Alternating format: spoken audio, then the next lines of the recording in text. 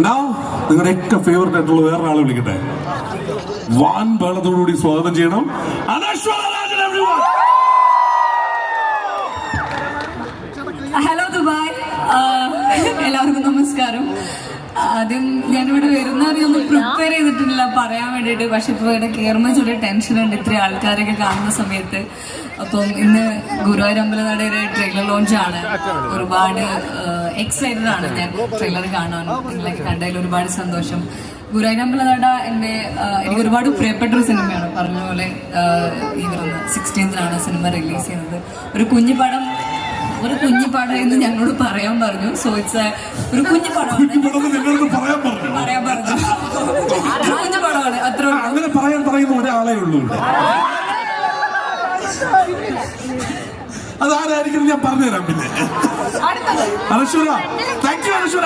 Everyone, show love. All right, the next lady in the house, ladies and gentlemen, Nikhila Vimal.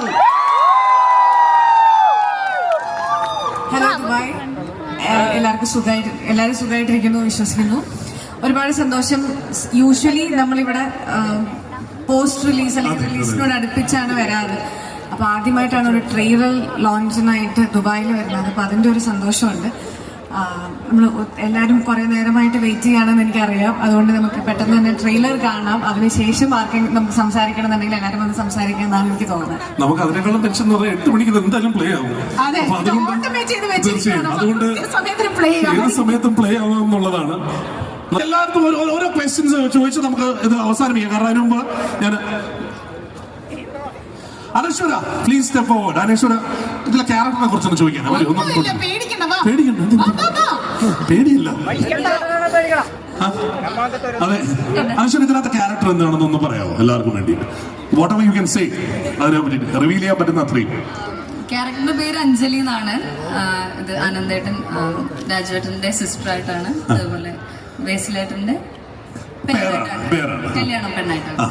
So ഇത് രണ്ട് ഫാമിലിയുടെ ഇടയിലുണ്ടാകുന്ന കുഞ്ഞു പ്രശ്നങ്ങളും രണ്ടുപേരുടെ ഇടയിലുണ്ടാകുന്ന പ്രശ്നങ്ങളും അതിനിടയിൽ പെട്ടുപോകുന്ന ഒരു പെണ്ണും പിന്നെ അങ്ങനെ ഞാൻ പറഞ്ഞ മൊത്തം സ്പോയിലറായി. ഏതാണ്ട് സിനിമയുടെ കഥ കിട്ടിയിട്ടുണ്ട് നമുക്ക്.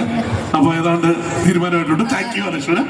നിഖില എടുത്തും കൂടി ഒന്ന് ചോദിക്കട്ടെ. നിഖില, ഒന്ന് ഈ പറയുന്ന സിനിമയിൽ അഭിനയിക്കുന്ന സമയത്ത് ഏറ്റവും ഇഷ്ടപ്പെട്ട ആ ക്യാരക്ടറോ അല്ലെ സീനോ എന്തെങ്കിലും, ആ watch out for the scene എന്നുണ്ടെങ്കിൽ ഏതായിരിക്കും പറയാ?